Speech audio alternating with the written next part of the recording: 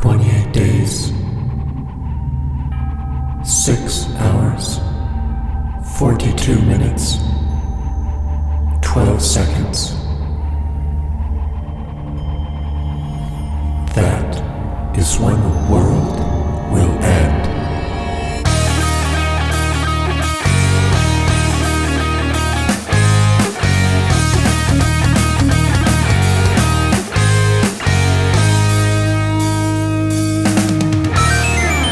Hello everybody, welcome to a brand new episode of The Toy Shelf. I'm your host Mitch Live, and I collect action figures. Today we have another one-off from one of our favorite toy manufacturers, NECA Toys. NECA! And this figure is Frank the Bunny from the cult classic Donnie Darko. Just before I get into the toy review, there's just something I gotta say about this train wreck of a movie. That's right, it's a complete train wreck. And I hear all you indie film buffs out there. You just don't get it, man. But I assure you, it is a pointless and plotless string of random events that culminates into absolutely nothing. In fact, I'll say it.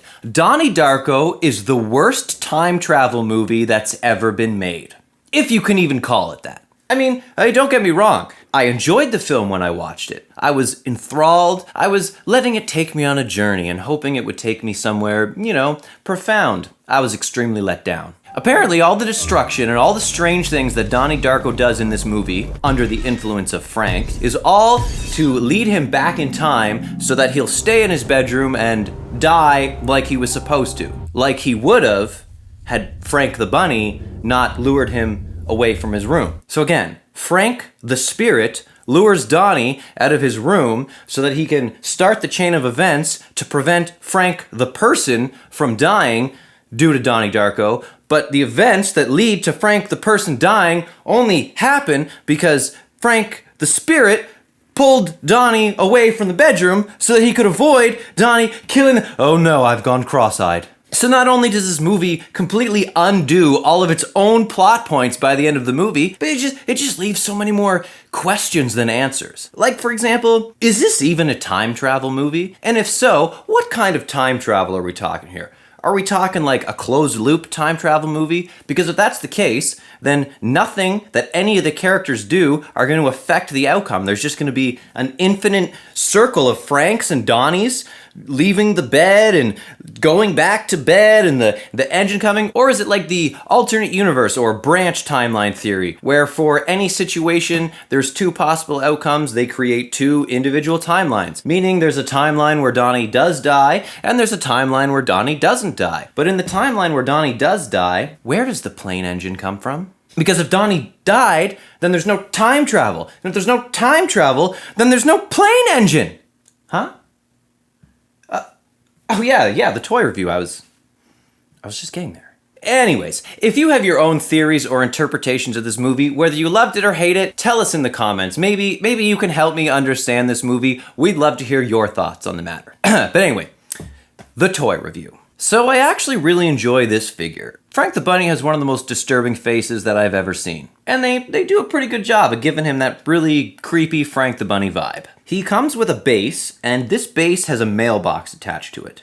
And inside this mailbox comes this little letter here. So both the letter and the mailbox are addressed to R. Sparrow, which is Roberta Sparrow, who is this old lady in the movie who they try really hard to make you feel like has some significance to the plot. She doesn't. And this figure comes with an alternate head, which is Frank the person's real face. He first reveals his face to Donnie Darko in a movie theater. Why are you wearing that stupid bunny suit?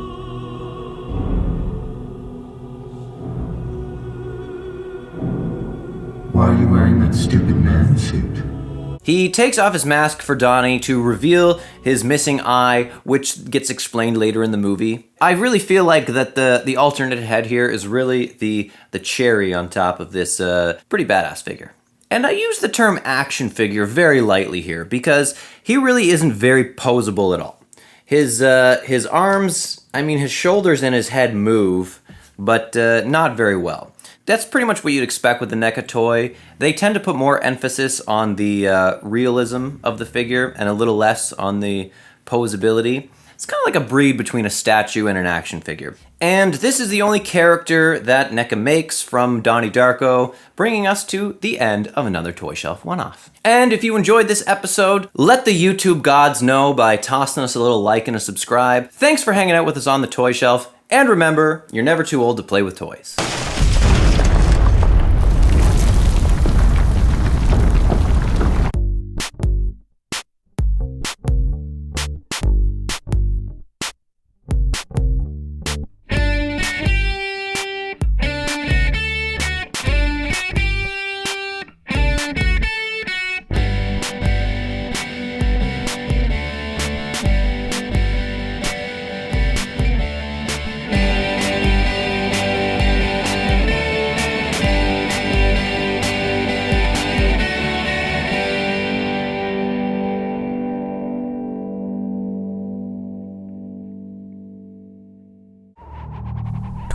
Days, 6 hours, 42 minutes, 12 seconds. That is when the world will end.